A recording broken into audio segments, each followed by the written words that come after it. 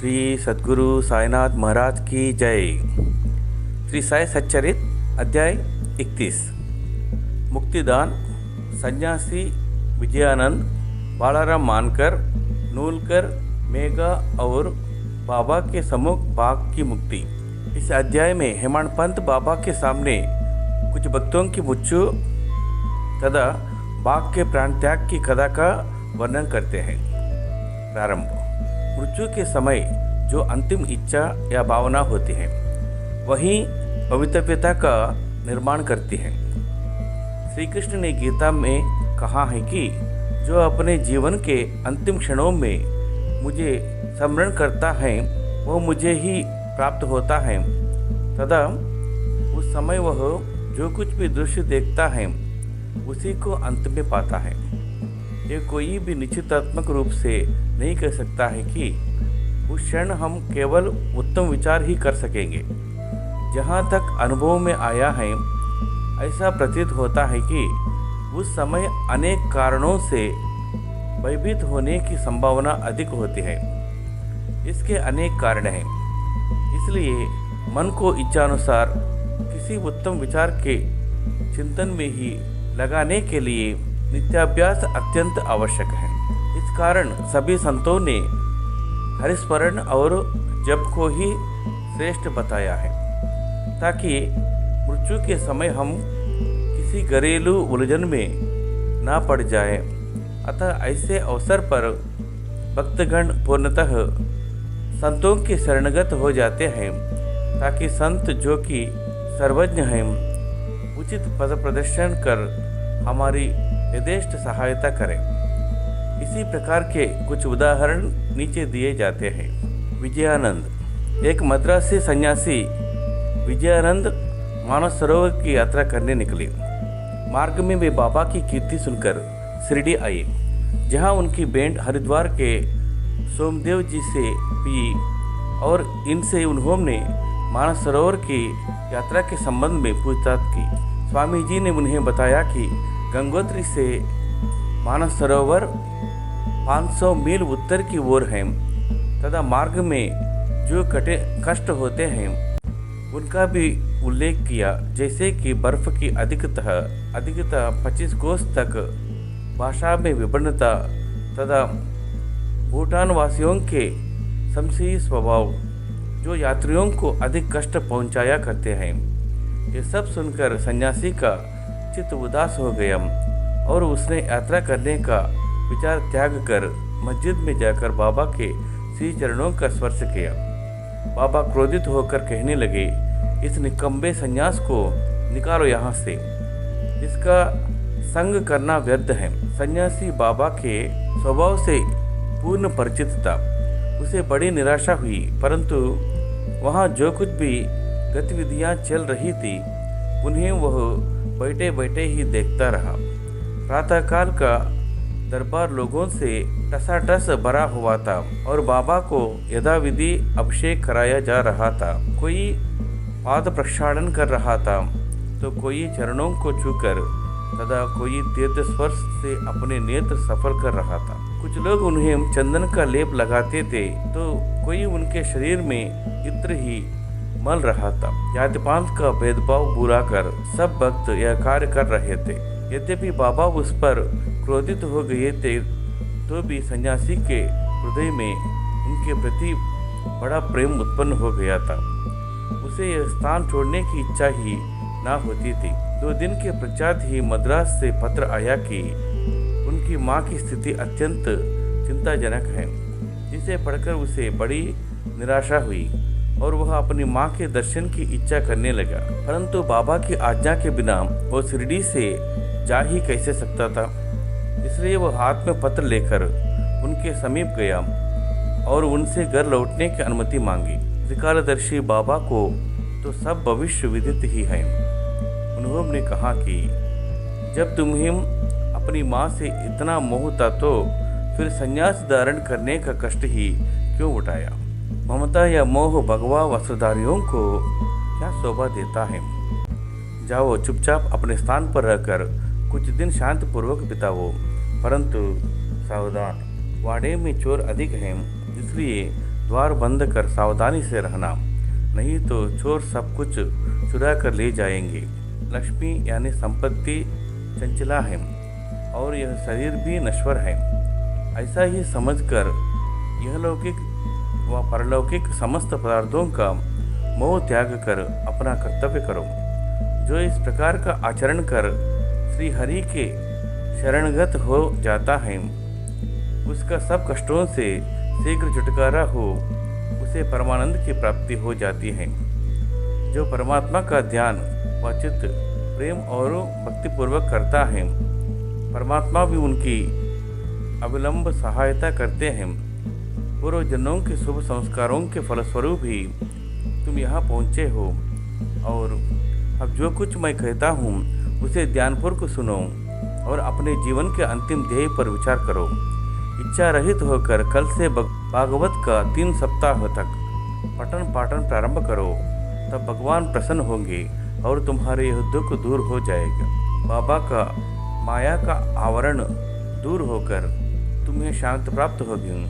बाबा ने उसका अंतकाल समीप कर देखकर उसे यह उपचार बता दिया और साथ ही राम विजय पढ़ने की भी आज्ञा दी, जिससे यमराज अधिक प्रसन्न होते हैं। दूसरे दिन स्नानादि तथा अन्य शुद्धि के कृत्य कर उसने लेंडी बाग के एकांत स्थान में बैठकर भागवत का पाठ आरंभ कर दिया। दूसरी बार का पठन समाप्त होने पर वह बहुत थक गया और वाड़े में आकर 2 दिन ठहरा। तीसरे दिन बड़े बाबा की गोद में उसके प्राण पखेर उड़े गए। बाबा ने दर्शकों के निमित्त एक दिन के लिए उसका शरीर संभाल कर रखने के लिए कहा। तत्पश्चात पुलिस आई और यथोचित जांच पड़ताल करने के उपरांत मृत शरीर को उठाने की आज्ञा दे दी। धार्मिक कृत्यों के साथ उसकी उपयुक्त स्थान पर समाधि बना दी गई। बाबा ने इस प्रकार सन्यासी की सहायता कर उसे सद्गति प्रदान की।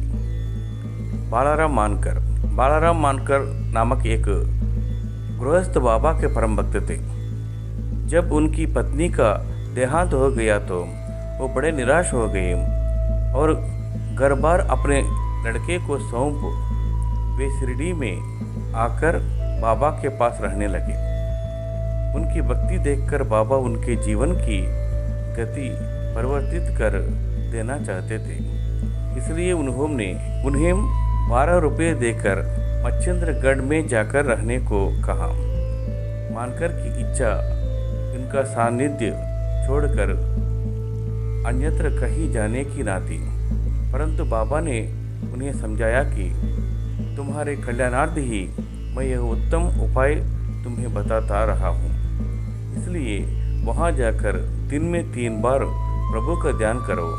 बाबा के शब्दों में विश्वास कर वह मच्छिंद्रगढ़ चला गया और उन्हें वहाँ के मनोहर दृश्यों, शीतल जल तथा उत्तम पवन और समीप से दृश्यों को देखकर उसके चित्त को बड़ी प्रसन्नता हुई। बाबा द्वारा बतलाई विधि से उसने प्रभु का ध्यान करना प्रारंभ कर दिया और कुछ दिनों पश्चात ही उसे दर्शन प्राप्त हो गया। बहुधा भक्तों को समाधि या तुरीय अवस्था में ही दर्शन होते हैं, परंतु मानकर जब तुरीय अवस्था से प्राकृतिक अवस्था में आया तभी उसे दर्शन हुए। दर्शन होने के पश्चात मानकर ने बाबा से अपने को वहाँ भेजने का कारण पूछा। बाबा ने कहा कि शिरडी में तुम्हारे मन में नाना प्रकार के संकल्प विकल्प उठने लगे थे, इसी कारण मैंने तुम्हें वहाँ भेजा कि तुम्हारे चंचल मन को शांत प्राप्त हो। तुम्हारी धारणा थी कि मैं शिरडी में ही विद्यमान हूँ और 3.5 हाथ के इस पंचतत्व के पुतले के अतिरिक्त कुछ नहीं हूँ, परंतु अब तुम मुझे देखकर यह धारणा बना लो कि जो तुम्हारे सामने शिरडी में उपस्थित हैं और जिसके तुमने दर्शन किए वो दोनों अभिन्न हैं या नहीं। मानकर वो स्थान छोड़कर अपने निवास स्थान बांद्रा को रवाना हो गया। वह पुणे से दादर रेल द्वारा जाना चाहता था, परंतु जब वह टिकट घर पर पहुंचा तो वहां अधिक भीड़ होने के कारण वो टिकट खरीद ना सका। इतने में ही एक देहाती जिसके कंधे पर एक कंबल पड़ा था तथा शरीर पर केवल एक लंगोटी के अतिरिक्त कुछ ना था, वहां आया और मानकर से पूछने लगा कि आप कहाँ जा रहे हैं। मानकर ने उत्तर दिया कि मैं दादर जा रहा हूँ। तब वह कहने लगा कि मेरा ये दादर का टिकट आप ले लीजिए, क्योंकि मुझे यहाँ एक आवश्यक कार्य आ जाने के कारण मेरा जाना आज ना हो सकेगा। मानकर को टिकट पाकर बड़ी प्रसन्नता हुई और अपनी जेब से वे पैसे निकालने लगे। इतने में ही टिकट देने वाला आदमी भीड़ में कहीं अदृश्य हो गया। मानकर ने भीड़ में पर्याप्त छानबीन की, परंतु सब व्यर्थ ही हुआ। जब तक गाड़ी नहीं छूटी, मानकर उसके लौटने की ही प्रतीक्षा करता रहा, परंतु वो अंत तक ना लौटा। इस प्रकार मानकर को इस विचित्र रूप में द्वितीय बार दर्शन हुए। कुछ दिन अपने घर ठहर कर मानकर फिर शिरडी लौट आया और श्री चरणों में ही अपने दिन व्यतीत करने लगा। अब वह सदैव बाबा के चरणों और आज्ञा का पालन करने लगा। अंततः उस भाग्यशाली ने बाबा के समक्ष ही उनका आशीर्वाद प्राप्त कर अपने प्राण त्यागे। तांत्या साहेब नूलकर। हेमंत पंत ने तांत्या साहेब नूलकर के संबंध में कोई विवरण नहीं लिखा है, केवल इतना ही लिखा है कि उनका देहांत शिरडी में हुआ था।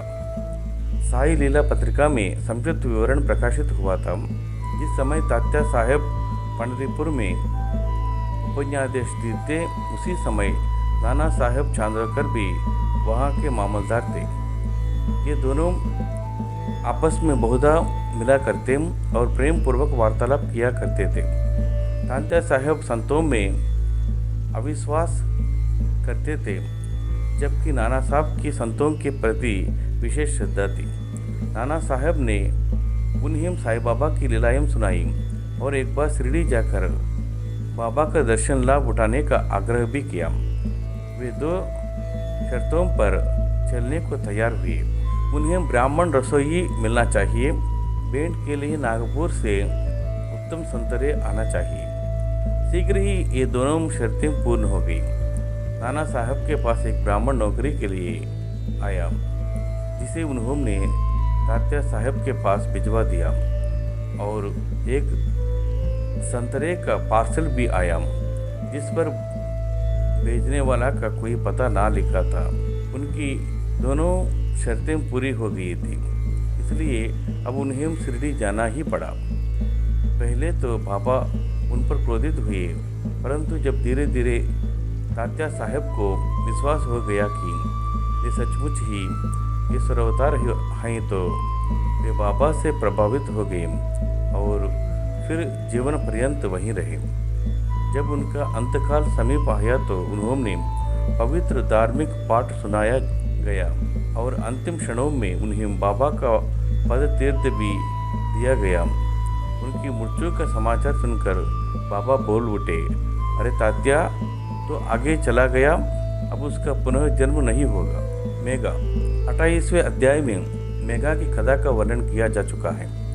जब मेघा का देहांत हुआ तो सब ग्रामवासी उनकी अर्जी के साथ चले और बाबा भी उनके साथ सम्मिलित हुए तथा उन्होंने उनके मृत शरीर पर फूल बरसाई। दाह संस्कार होने के पश्चात बाबा की आंखों से आंसू गिरने लगे। एक साधारण मनुष्य के समान उनका भी हृदय दुख से विदीर्ण हो गया। उनके शरीर को फूलों से ढककर एक निकट संबंधी के सादृश रोते पीटते वे मस्जिद को लौटे। सदगति प्रदान करते हुए अनेक संतों देखने में आए हैं। सदगति प्रदान करते हुए अनेक संत देखने में आए हैं, परंतु बाबा की महानता अद्वितीय ही है। यहाँ तक कि बाघ, सरीखा, एक हिंसक पशु भी अपनी रक्षा के लिए बाबा की शरण में आया, जिसका वृत्तांत नीचे लिखा है। बाघ की मुक्ति।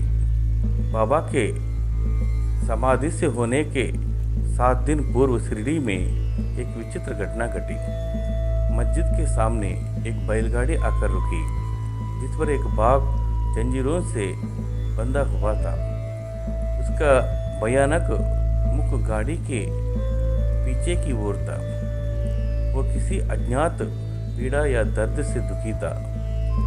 उसके पालक 3 दरवेश थे, जो एक गांव से दूसरे गांव में जाकर उसकी नित्य प्रदर्शन करते और इस प्रकार यथेष्ट द्रव्य संचित करते थे, और यही उनके जीवनोपार्जन का एक साधन था। उन्होंने उसकी चिकित्सा के सभी प्रयत्न किए, परंतु सब कुछ व्यर्थ हुआ। कहीं से बाबा की कीर्ति भी उनके कानों में पड़ गई और वे बाघ को लेकर साईं दरबार में आए। हाथों से जंजीर पकड़कर उन्होंने बाघ को मस्जिद के दरवाजे पर खड़ा कर दिया। वो स्वभावतः ही भयानक था। रुग्ण होने के कारण वो बेचैन था। लोग भय और आश्चर्य के साथ उसकी ओर देखने लगे। दरवेश अंदर आए और बाबा को सब हाल बताकर उनकी आज्ञा लेकर वे बाघ को उनके सामने लाए। जैसे ही वो सीढ़ी के समीप पहुंचा, वैसे ही बाबा के तेज पुण्य स्वरूप का दर्शन कर एक बार पीछे हट गया और अपनी गर्दन नीचे झुका दी। जब दोनों की दृष्टि आपस में एक हुई तो बाघ सीढ़ी पर चढ़ गया और प्रेम पूर्वक दृष्टि से बाबा की ओर निहारने लगा। उसने अपनी पूंछ हिलाकर 3 बार जमीन पर पटकी और फिर तत्क्षण ही अपने प्राण त्याग दिए। उसे मृत देखकर दरवेशी बड़े निराश और दुखी हुए। तत्पश्चात जब उन्हें बोध हुआ तो उन्होंने सोचा कि प्राणी रोगग्रस्त ही और उसकी मृत्यु भी सन्निकट ही थी। चलो, उसके लिए अच्छा हुआ कि बाबा सरीके महान संत के चरणों में उसे सद्गति प्राप्त हो गई। वो दरवेशियों का ऋणी था और जब वह ऋण चुक गया तो वो स्वतंत्र हो गया और जीवन के अंत में उसे साईं चरणों में सद्गति प्राप्त हुई। जब कोई प्राणी संतों के चरणों पर अपना मस्तक रखकर प्राण त्याग दे तो उसकी मुक्ति हो जाती है। पूर्व जन्मों के शुभ संस्कारों के अभाव में ऐसा सुखद अंत प्राप्त होना कैसा संभव है। श्री सद्गुरु साईनाथार्पणमस्तु। शुभम भवतु।